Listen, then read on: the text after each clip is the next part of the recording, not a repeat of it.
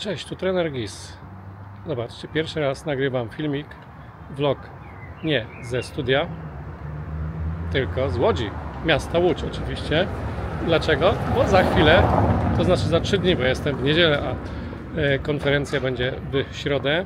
Będzie właśnie konferencja użytkowników QGIS-a, czwarte, bodaj dobrze pamiętałem, czwarte spotkanie użytkowników QGIS, czyli można powiedzieć święto miłośników QGIS-a i użytkowników QGIS-a. Ja tu jeszcze w Łodzi muszę popracować, a wy sobie zobaczcie parę przebitek, czyli filmików krótkich z mojego zwiedzania tego w sumie fajnego miasta.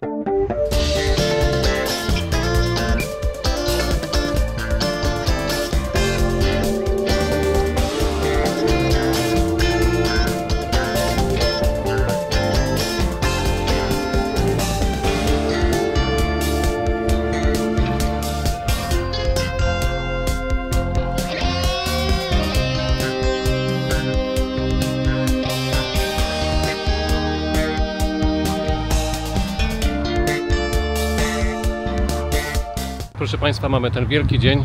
Dzisiaj astronauta polski Sławosz Uznański poleciał w kosmos, a my jesteśmy w Łodzi.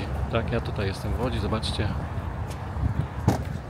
Wydział Chemii, Alchemią i zaraz zacznie się czwarte spotkanie użytkowników QGIS-a. Praktycznie 500 osób. No i zaraz zobaczymy też program tego to spotkania. Chodzimy, proszę Państwa.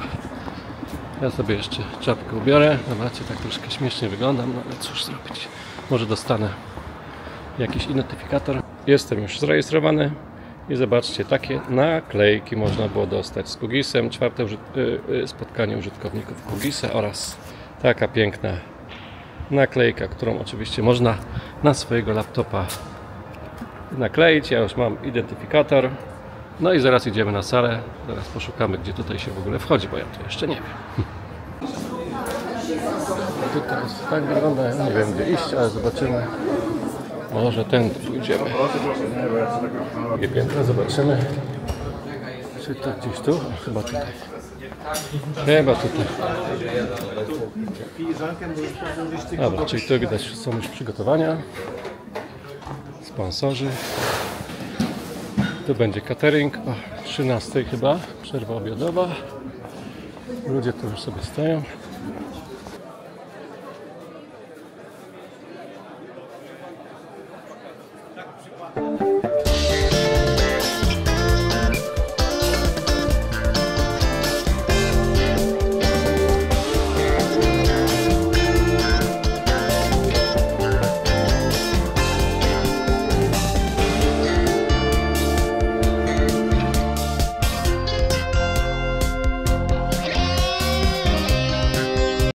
Patrzcie, taka wielka aula. Mam nadzieję, że będzie wygodnie na tych siedzeniach. I zobaczymy, jaki jest widok z góry i z dołu. A teraz mają studenci fajnie. Patrzcie, jakie to jest miejsce jedno. Jakbym tu siadł, to zobaczcie, no idealnie. Tu są 4 ekrany. W takich warunkach to można studiować chemię, bo to jest, przypominam, Wydział Chemiczny Politechniki Łódzkiej. Dobra, no to witajcie serdecznie jeszcze raz już z sali auli imienia profesora Tadeusza Paryjczaka.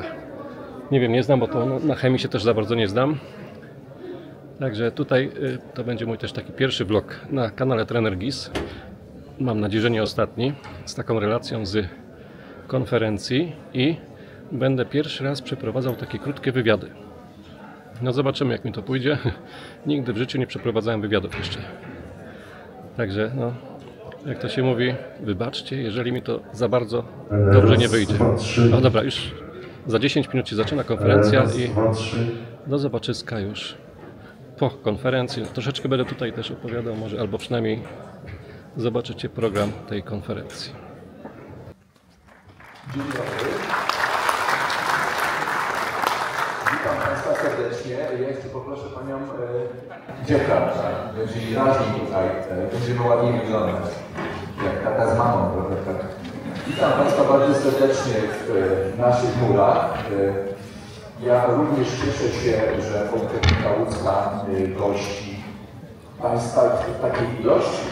Rzadko się zdarza, żeby na wykładach była w stylu studentów, czego byśmy sobie życzyli, ale mam nadzieję, że dzięki współpracy Państwa z nami tak się stanie. Nam bardzo zależy na interdyscyplinarnych kierunkach studiów. Mamy tego przykłady, ponieważ już od kilku lat z sukcesem prowadzimy studia na kierunku informatyka w ochronie środowiska.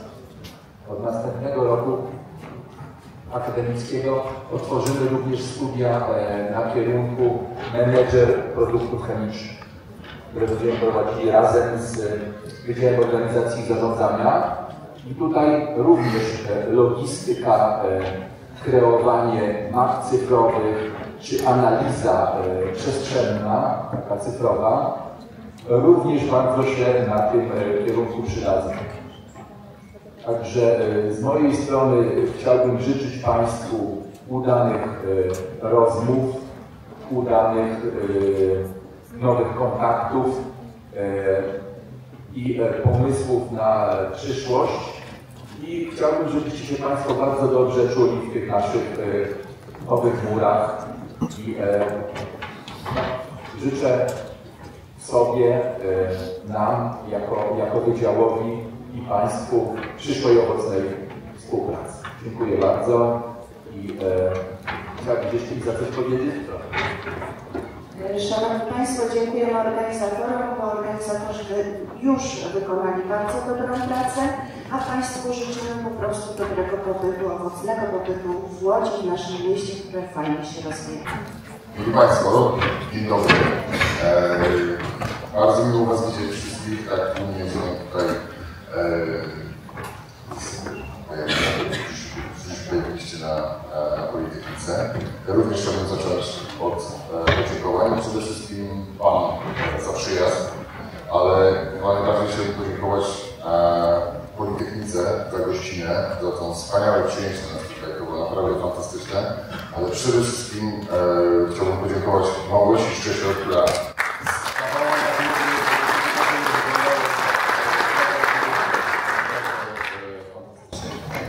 chciałbym również podziękować komitetowi organizacyjnemu konferencji, tutaj szczególnie Oliwii Chorwaczewskiej, i Ewelinie Berlińskiej, gdzieś tutaj siedzi, która wszystkim tekstem świetnie traktowała. Nie udało się, bo zorganizować tysiące decyzji, wszyscy naprawdę fantastycznie. Dziękuję bardzo. Chciałbym również podziękować sponsorom, którzy bardzo różnie stwierdzili, że są bezpieczni wydarzenia. Proszę się opowiedzieć, przedstawić się również jako firmy związane z Googlesem. Dzisiaj już wychodzę z konferencji i czekajcie, coś mi się tutaj wygina. Dobra, zobaczcie, wychodzę już z konferencji, była bardzo ciekawa, dużo się dowiedziałem, było dużo ciekawych wystąpień. Cała transmisja była pod tym linkiem, który jest w opisie, bo była transmisja live z tej konferencji, więc też nie będę streszczał każdego wystąpienia, no bo trochę byłoby tego dużo. Teraz czas na krótkie wywiady z ludźmi GIS-u i QGIS-u, tak? Czyli ludzi, których ja znam albo dopiero dzisiaj poznałem, i zobaczycie, czym się zajmują te osoby. Parę słów, kilka osób o sobie powie. Także zapraszam na takie krótkie, pierwsze moje w ogóle w życiu wywiady.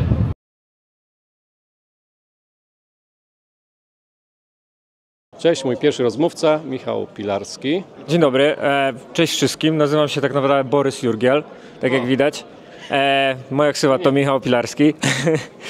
Czym ja się zajmuję? No ja jestem po geografii, po meteorologii, klimatologii. Robiłem w swoim życiu dużo map klimatycznych, statystycznych modeli, gdzie trzeba było wizualizować te wszystkie dane na mapach. Robiłem też mapy awiacyjne, czy takie GPS-y dla pilotów. To było też świetne doświadczenie w moim życiu. W tej chwili trochę mniej z GIS-ami, ale bardziej z testowaniem, a jak z testowaniem, to też testowanie danych przestrzennych, czyli weryfikujemy wszystkie aspekty związane z jakością danych, ich poprawnością, czy nie są zepsute, żeby do klienta poszły jak najwyższy produkt.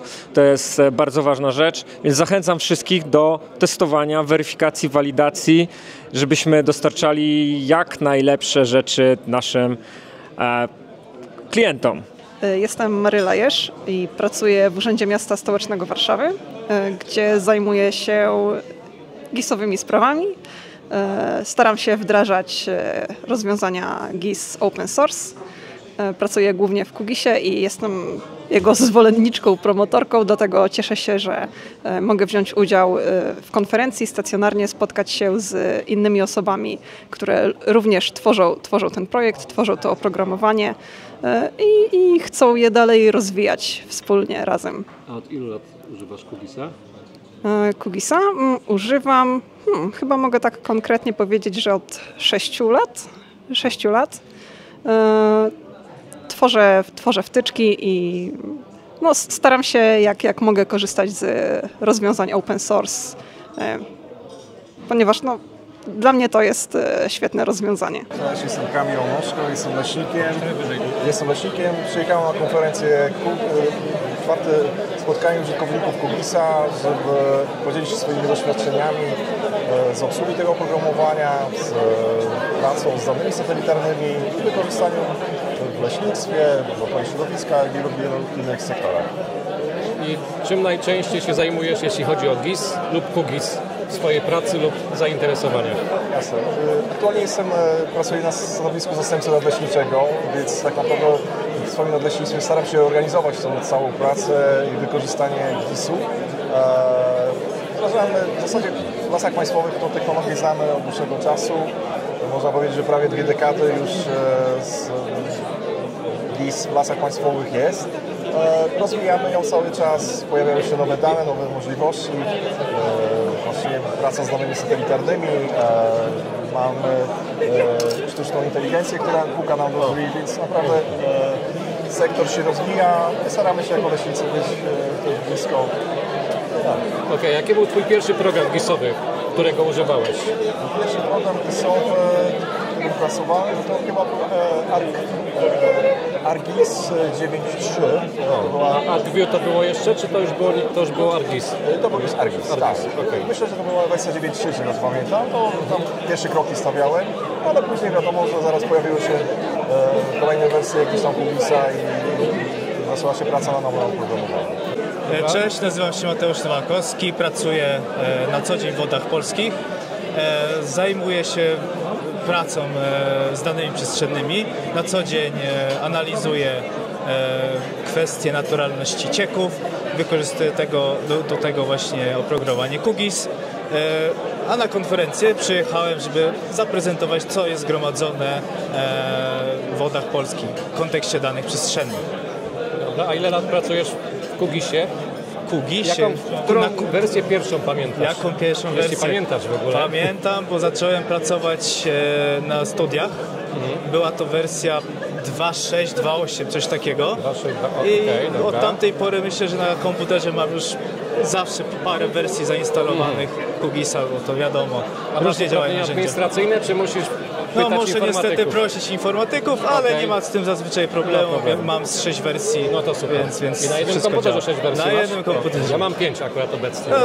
Ja może 5, nie pamiętam dokładnie, ileś jest. Okay.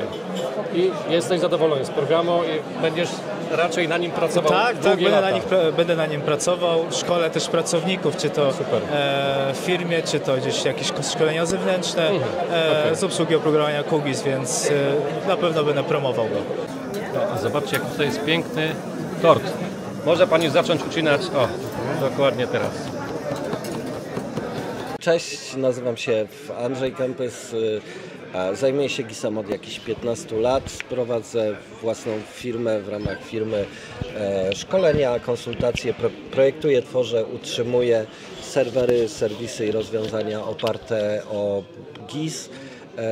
Poza tym w ramach zespołu stworzonego przez polską firmę Software Mind pracuję dla dużej ogólnoświatowej organizacji zajmującej się normalizacją ruchu morskiego i oceanicznego i tam pracuję przy... Możesz coś więcej o tej normalizacji powiedzieć, bo to jest bardzo ciekawe w aspekcie GIS-u i map. Czy monitorujecie na przykład statki, rozumiem? Czy jak to wygląda? My troszkę Jeśli w drugą możesz, stronę, troszkę mogę, troszkę w drugą stronę dostarczamy flotom i statkom takie oprogramowanie, które pozwala im trzymać się w zgodności z tymi przepisami, czyli monitoruje trasę statku, gdzieś tam pokazuje im jakie zanieczyszczenia mogą w danym miejscu produkować, bo to jest mocno określone przepisami. Statek w jednym miejscu może kopcić, w drugim nie może, gdzieś może myć pokład, w innych niekoniecznie. Są specjalne strefy, w których te statki mogą sobie wymieniać wody balastowe i takie rzeczy, więc my jakby dostarczamy oprogramowanie, które pozwala im utrzymywać się w zgodności z tymi przepisami, no bo w drugą stronę, jeżeli się nie utrzyma zgodności, no to tam są bardzo wysokie kary. A Qugisa, pamiętasz jaką miałeś pierwszą wersję Qugisa i ile to było lat temu? Jaką miałem pierwszą? Zawsze się zastanawiam, kiedy ja zacząłem. Na pewno to była 2, ale to ja chyba 1 miałem. 1.6 chyba miałem. To już czyli była troszkę 2, później. tak, ale chyba 2 jednocyfrowa, ale nie jestem pewny gdzieś tam. No. I będziesz dalej używał oczywiście GIS-u w swojej pracy i Qugisa. No, GIS to jest jakby mój główny kierunek i pracy, i rozwoju w tym kierunku. Owszem, to u mnie Qugis nie jest jakimś głównym narzędziem. Nie? A jakbyś kogoś przekonał, żeby wykorzystywać w swojej pracy analizy przestrzenne i GIS i w ogóle tą to nie jest, znaczy branżę, ale wiadomo, w innych branżach. Jakby ktoś przyszedł z ulicy i nie wiem, w 2 słowach, 3, jak go przekonać? Jak go przekonać? To najlepiej przekonać przykładami. Ja poza tym, że działam zawodowo, to działam też w Stowarzyszeniu OpenStreetMap Polska. Właśnie, i my tam też mamy dużo spotkań z różnymi, czy to z firmami, czy z uczelniami również. I wiesz, tutaj problemem nie jest to, żeby ludzi przekonać do używania tego, tylko żeby im pokazać, że to w ogóle istnieje. I pokazać, jakie są możliwości, bo to naprawdę bardzo mocno się ludziom oczy otwierają. Jak widzą, że nie wiem, zrobienie analizy bardzo prostej, pokazywałem na prezentacji mojej analizę taką, która pokazuje odległość od budynku do najbliższego przystanku. Nie? To jest bardzo prosta analiza, wykonuje się w chwilę. A tak dużo rzeczy pokazuje i to wiesz, wystarczy pokazać kilka przykładów i nagle ludziom, niezależnie od tego, w jakiej oni są branży, są w stanie sobie to przełożyć na swoją i się im otwierają oczy. Aha, kurczę, to skoro można zmierzyć przystanki, to można zrobić to samo dla, nie wiem, paczkomatów, można sprawdzić, jakie jest wysycenie jakimś sklepem, jakąś usługą w jakiejś przestrzeni. I to już pozwala na podejmowanie jakichś decyzji. Także najlepszym sposobem, żeby przekonać, to jest pokazać przykłady, jak to działa. Super, dzięki. Dzięki. Cześć, jestem Karol Stachura. GIS-em zajmuję się bardzo dawno. To było moje drugie pytanie. Od ilu w sumie? Kiedyś prowadziłem, nie chcesz powiedzieć. 20 ponad lat. A to pamiętasz takim razie pierwszą twoją wersję Qugisa, którą używałeś? Nie. Ja pamiętam, ja 1.6, muszę się przyznać, bo już każdemu mówię, większość tutaj kolegów mówi od 2.0, mniej więcej. 2.0 już była taka stabilna, była fajna, więc jakby jest łatwo. Natomiast kiedyś prowadziłem takiego bloga, który trochę już umiera i nie za bardzo jest aktywny. Oczywiście wyślę linka tutaj na dole, żeby wszyscy... Natomiast pracuję w urzędzie, o dziwo. Zajmuję się GIS-em, zajmuję się aktualizacją BDOT-u, zajmuję się różnymi innymi mniej lub bardziej ciekawymi rzeczami. Staram się jakoś tego Qugisa trochę wspierać, żeby miało to jakiś sens i żeby to wszystko tutaj może działało bardziej oddolnie niż w jakichś takich strukturach. Natomiast nie mnie oceniać, jak idzie. Widziałem, że robisz takie statystyki różne, tak, błędów. I widzisz poprawy danych w ostatnich, nie wiem, miesiącach albo latach? Pomidor. Okej, dobra. Nie, powiem szczerze tak, jakby jest poprawa, tylko te poprawy są takie, że w jednym miejscu coś się poprawia, a w drugim miejscu niestety coś się psuje, więc jakby to jest żywy organizm, to trzeba cały czas robić, trzeba robić monitoringi danych, usług, sprawdzać to wszystko. Więc... Ale jesteś, rozumiem, za uwalnianiem danych. Jestem za uwalnianiem danych pod warunkiem, że ludzie, którzy prowadzą te rejestry, dostaną jakieś pieniądze, żeby je prowadzić, tak? Więc jakby to jest oczywiste, tak? Bez pieniędzy wiadomo nic się nie zrobi. Więc natomiast jestem za uwalnianiem danych i jestem za tym, żebyśmy może razem nawet sprawdzali tą jakość. Natomiast też do końca nie wierzę w takie ruchy odgórne, raczej wierzę w ruchy oddolne. O tak, dokładnie. Tak. Więc to jest łatwiejsze do zrobienia, szybciej można to zrobić. A zawsze jak jest coś fajnego, to myślę, że i u góry nam pomogą jakoś, jak się uda, więc idźmy do przodu. Rozumiem, że za rok się widzimy na konferencji. Nie wiem. Znaczy będę, mam nadzieję, ale będzie. Nie wiem. Oczywiście. Okay. Dobra, dzięki. Cześć, nazywam się Michał Żugajewicz, jestem przedstawicielem firmy Enviro Solutions. Zajmujemy się szeroko pojętym otwartym oprogramowaniem, czyli tak zwanym Open Source GIS. Tak naprawdę dostarczamy ekosystemy łączące rozwiązania desktopowe, webowe i mobilne dla różnych instytucji, sektora publicznego i prywatnego. No jesteśmy tu na tej konferencji, żeby ewangelizować to otwarte oprogramowanie wśród społeczności i pokazywać, że jednak można zrobić super projekty na oprogramowaniu niekomercyjnym, a nawet lepsze czasami. A pamiętasz pierwszą wersję QGIS-a, której używałeś? Jaki miała numer? No, to pewnie jakieś były wczesne dwójeczki. Czyli jednak ja zacząłem jedyneczki. Od jedynki. 1.6. No. U mnie ten proces troszkę był odwrotny, bo mocno byłem zakorzeniony w komercyjnym rozwiązaniu, ale to ze względu bardziej na szkołę i potem firmę, w której pracowaliśmy. Natomiast faktycznie gdzieś już takie szersze używanie zaczęło się od już dwójki. Okay. A jak się poznaliście z Michałem? Właśnie w firmie poprzedniej, w której pracowaliśmy. Tam pracowaliśmy nad kilkoma projektami wspólnie, no i stwierdziliśmy, że właśnie bardziej nas jeszcze ciągnie w ten open source, więc tak założyliśmy firmę Enviro Solutions ponad 11 lat temu, więc już troszkę 11 lat, pięknie. Jesteśmy. Czyli 14 rok. Dokładnie tak. Dokładnie tak. To dokładnie jak moja działalność. No to jesteśmy z tego samego. Równolatkami jesteśmy. Dobra, jesteś członkiem Stowarzyszenia QGIS, tak jak ja. Dobra. Dokładnie tak. Jaką masz funkcję, bo ty masz funkcję. Tak, jestem w komisji rewizyjnej, więc jakby nadzorujemy pracę zarządu, ale bardziej chcemy wspierać i wspieramy ten zarząd w wspólnym celu. No i takim jednym z celów było zorganizowanie już pod egidą Stowarzyszenia QGIS Polska, tej właśnie konferencji czwartego spotkania użytkowników QGIS. Mogę powiedzieć tak, że wyszło świetnie. Jeśli chodzi o liczbę ludzi, to zbliżyliśmy się do 500. Dla porównania 2 tygodnie temu konferencja globalna QGIS w Szwecji miała 300 uczestników, także właśnie się zdziwiłem, przebiliśmy. To usłyszałem. Dokładnie. Przebiliśmy ich, tak. Świetnie, no i tylko z Polski, pięknie. Właśnie, i tylko z Polski. To jest super, więc jestem dumny. Jestem też delegatem Stowarzyszenia QGIS Polska na świat, czyli w tym organizacji QGIS-a. No i też właśnie chcę dostarczać informacji, być takim pomostem pomiędzy Polską a światem i też pokazywać, że słuchajcie, znaczy oni wiedzą, że Polacy są mocni w tym, ale jeszcze podkreślać to, dostarczać jakieś statystyki, takiej wymiany know-how, wiedzy pomiędzy nami a Europą, światem. No i myślę, że mamy czym się pochwalić absolutnie. No i ta konferencja jest jakby już taką wisienką na torcie, taką kropką nad i, że robimy to na najwyższym poziomie światowym. Co tu dużo mówić. Także dokładnie, potwierdzam. Też się cieszę, że są takie firmy i jak tu Twoja, Wojtek, że cały czas wspieramy to i budujemy przede wszystkim tą społeczność i widać pewnie statystyki super to pokazują, jak to oprogramowanie open source już nie tyle dorównuje, co powoli wyprzedza rozwiązania komercyjne i robi to świetnie, na naprawdę świetnym jakościowo poziomie, a takie właśnie instytucje jak my czy stowarzyszenia jeszcze wspierają ludzi, pomagają, edukują ten rynek, więc jest to świetna okazja, świetne miejsce, żeby takie rzeczy robić i się spotykać i wymieniać to doświadczenie. Okej, dzięki bardzo. Dzięki i do zobaczenia na kolejnej edycji. A wiadomo już gdzie?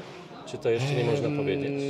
Jeszcze nie, ale tu chciałem złożyć taką małą deklarację, że bardzo mocno jako ten delegat będę chciał zorganizować światowego QGIS-a. Może 2027? Jak się uda, jak nie to 2028 i na pewno dopniemy swego. Z taką organizacją, takimi ludźmi jak Ty czy wszyscy, co tu są, to na pewno się uda. Super. To czekamy. Dzięki za super wiedzę, bo tego jeszcze ja sam nie wiedziałem. Bardzo fajnie. No i do zobaczenia. Do zobaczenia. Hej. Cześć, Kuba Bobrowski, Mapspot, ale także Stowarzyszenie Kugis Polska. Pomagam, generalnie spotykamy się po to, aby dzielić się doświadczeniem, aby poznawać nowe perspektywy i nowy sposób patrzenia na środowisko, na GIS, na to wszystko, co wiąże się z informacją przestrzenną. Spotkanie generalnie czwarte, myślę, że bardzo rozwojowe, 400 osób na sali, świetne dyskusje, fantastyczny panel, generalnie myślę, że bardzo fajne spotkanie, szczególnie dla ludzi, którzy dopiero zaczynają i chcą rozpoznać, co da się zrobić w GIS-ie. Myślę, że mieli masę czasu i inspiracji na to, aby poznać tak naprawdę dużo różnych fajnych aspektów związanych z tą technologią. Super. I z Twojego wczorajszego wystąpienia wyczytałem, że coraz więcej ludzi używa Kugisa w Polsce poprzez pobranie programu, tak?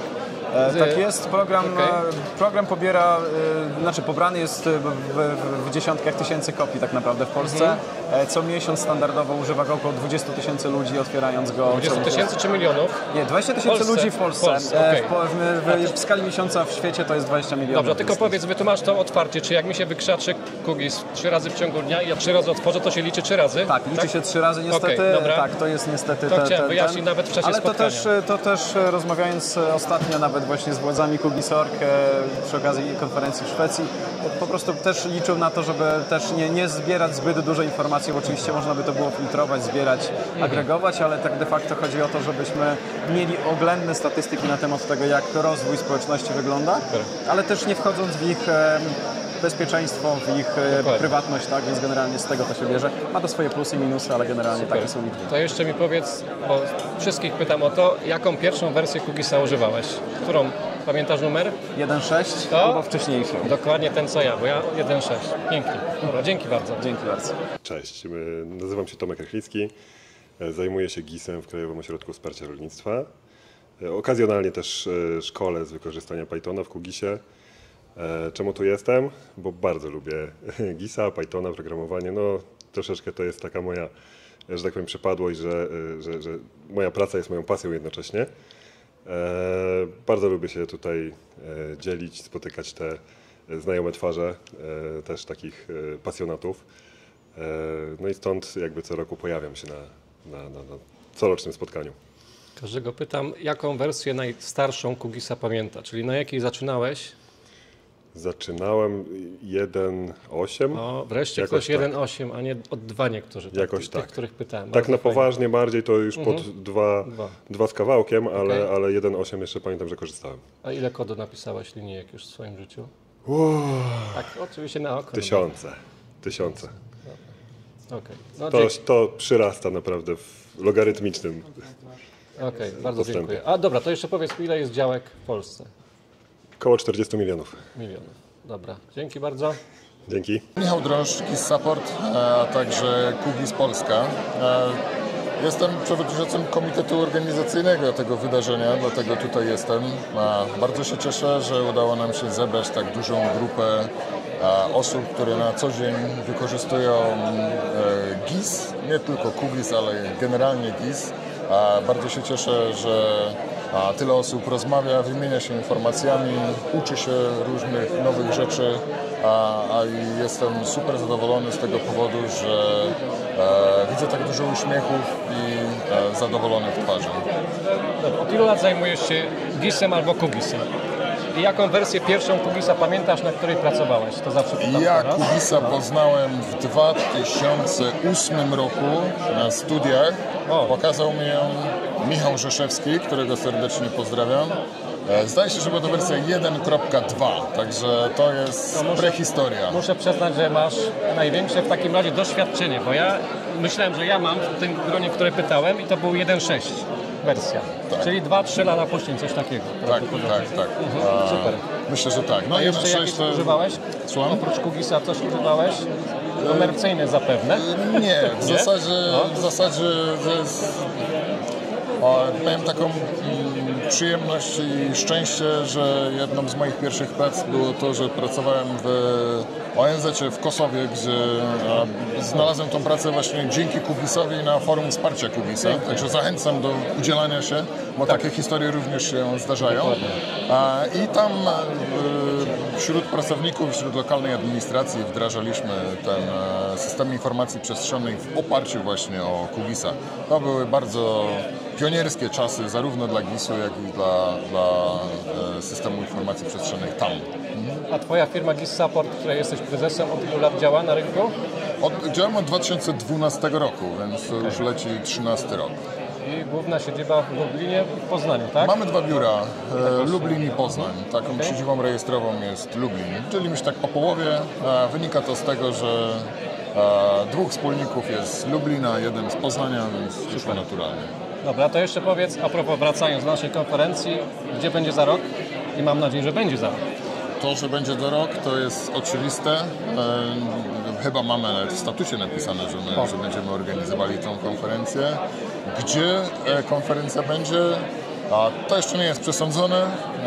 Powiedzmy, stajemy się łakomym kąskiem dla różnych instytucji, żeby zorganizować tą konferencję właśnie u nich.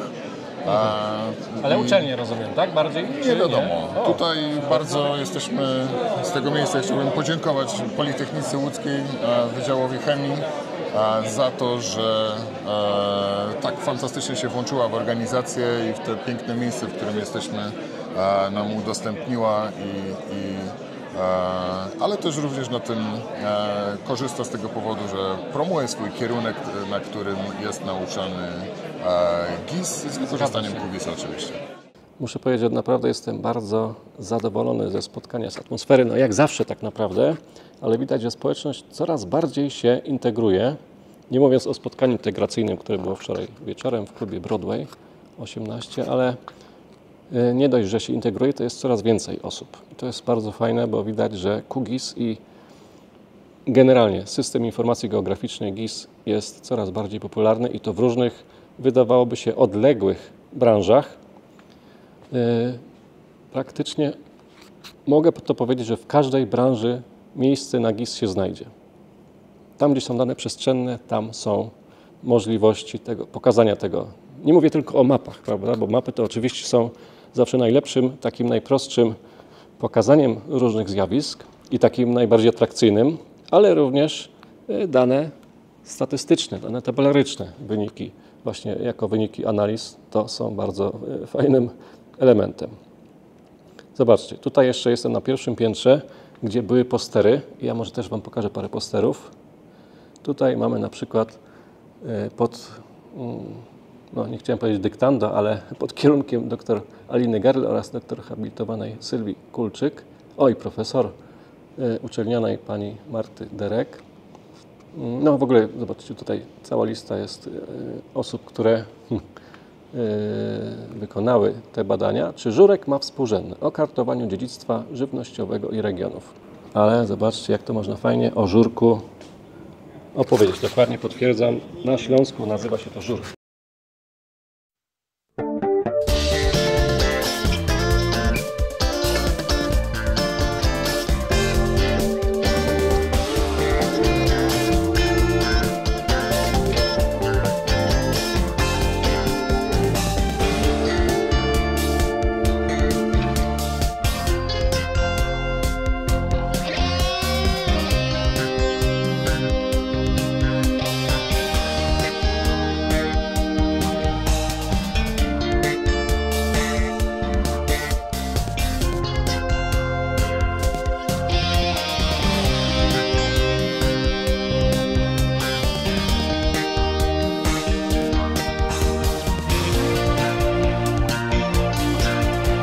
Witajcie, ostatnie moje wejście. Właśnie zjeżdżam na peron 4 na łodzi fabrycznej i jadę do Katowic. Okazało się, że mój pociąg, mój Flixbus do Katowic jest spóźniony ponad 1,5 godziny, więc no jednak pojadę pociągiem i pojadę pierwszy raz łódzką koleją aglomeracyjną, a potem Intercity z Koluszek do Częstochowy i z Częstochowy do Katowic kolejami śląskimi. Także fajna wycieczka się przytrafiła. No trochę straciłem pieniędzy, no musiałem oddać bilet na Flixbus, no ale nie chciałem się czekać ponad 1,5 godziny. Więc o, zobaczcie, tam jest mój pociąg i jeszcze może powiem parę słów o prezentacji. Ja się skończyłem warsztaty, znaczy o prezentacji, o konferencji, warsztatach. Właśnie skończyłem warsztaty z atlasu i raportu. 3 godziny, no ledwo co zdążyłem, ale myślę, że wyszło fajnie. Także bardzo dziękuję wszystkim uczestnikom warsztatów za słuchanie i zadania i robienie zadań. Było 29 chyba osób, także bardzo fajnie i no, pozdrawiam Was serdecznie, a poza tym bardzo było miło na całej konferencji. Mam nadzieję, że się wszyscy spotkamy za rok, a będzie nas może jeszcze więcej. Kugisowców, gisowców i miłośników analiz przestrzennych. Także mam nadzieję, że też ta konwencja Wam się podobała, bo nagrałem kilka osób, no raczej te, które znałem, ale nie wszystkie znałem przed tym spotkaniem dzisiejszym i wczorajszym. Więc też wybaczcie za jakieś niedociągnięcie, no bo pierwszy raz to robiłem, pierwszy raz w ogóle jakieś wywiady przeprowadzałem. Ale może nie było aż tak źle, bo sam jeszcze nie wiem jak to wyjdzie, jak to zmontuję, w jakiej konwencji to zrobię wszystko. Ale no będzie pewnie około 20 minut tych wszystkich rozmów. Także mi bardzo się podobało i mam nadzieję, że Wam też. No i do zobaczenia za rok, a może i wcześniej. Zobaczymy, znaczy na konferencji, na żywo, bo tak online myślę, że będziemy częściej się spotykać. Mam nadzieję, że będziecie wpadać na mój kanał. Także jeszcze raz dzięki i pozdrawiam wszystkich gisowców, kugisowców i uczestników tej konferencji, która właśnie się skończyła w Łodzi. Dzięki, cześć!